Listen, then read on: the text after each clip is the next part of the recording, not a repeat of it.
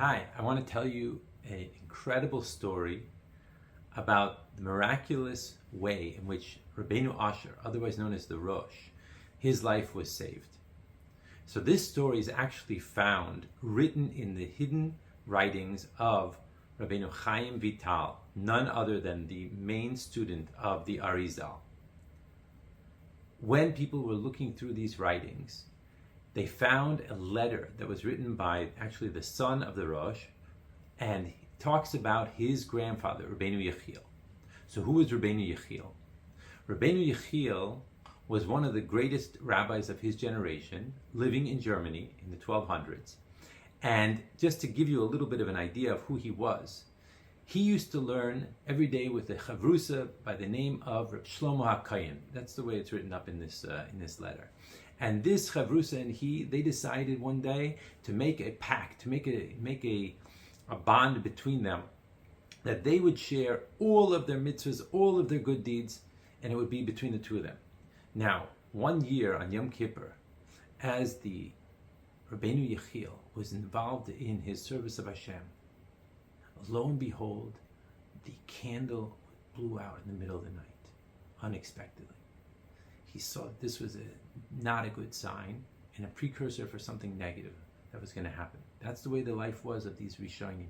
They were able to be so connected to heaven that signs like this were to be taken in a very literal way.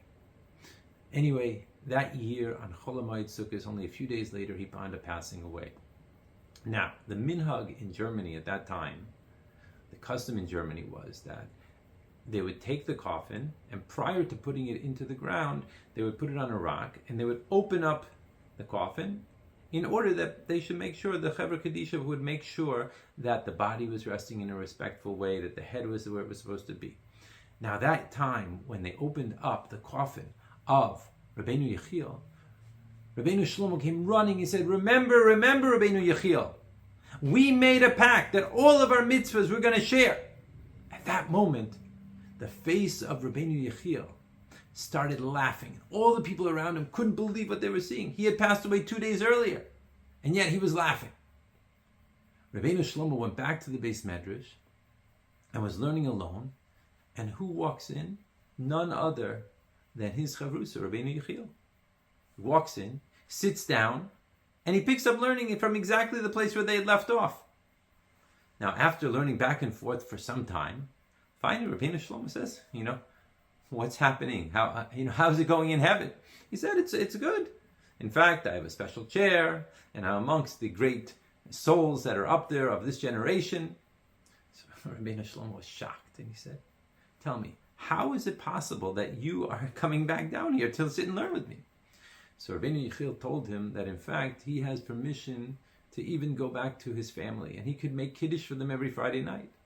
Just like we see the story of Rabbeinu HaKadosh, Rabbi Yehuda Nasi, the author of the Mishnah, that every single week he would come home and make kiddush for his family on Friday night. In fact, in the Sefer Hasidim it explains that he didn't show up in his shrouds the way he was buried, but he showed up in the most magnificent, beautiful clothing in honor of Shabbos. This took place until, and it kept on going on until one day a neighbor saw him, and then he said, I'm sorry, I can't do this anymore. Why? Because it embarrasses the souls that aren't able to come down into this world. So Rabbeinu Yechiel said the same thing. He doesn't want to go back to his house because it embarrasses the souls that are not given this type of opportunity. Anyway, that all ended 6 months later. In the middle of the night, on a Friday night, all of a sudden, Rabbeinu Yechiel appeared to his wife and said, what are you doing here? You have to get up. Now, at that time, it was the times of the Crusades. And in fact, there was a decree over the entire area that the Jews were meant to be massacred. Now, Rabbeinu Yechiel explained that the tzaddikim in heaven were able to impact the decree, and in the surrounding areas the decree was annulled. However, in the particular area where Rabbeinu Yechiel's wife and children were living, the decree was still on. So he woke her up and he told her, you have to get out of here, you have to take your children, take as many people as you can, rescue them, and save their lives. And in fact, that's what she did.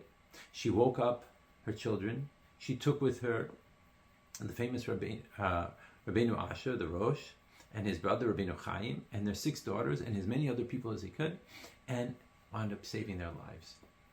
Later on, the Rosh wound up moving away from Germany, and he became the Rav in a city called Toledo in Spain, and he became known as the Poisek Hador, the greatest halachic or Jewish law rabbi at that period of time.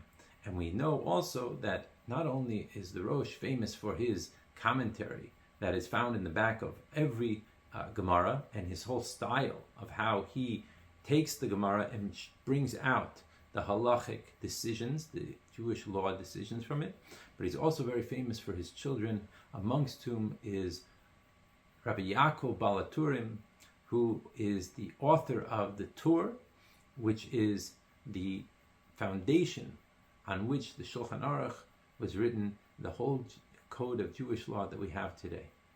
And that's the story for today. I want to wish everyone a wonderful Shabbos.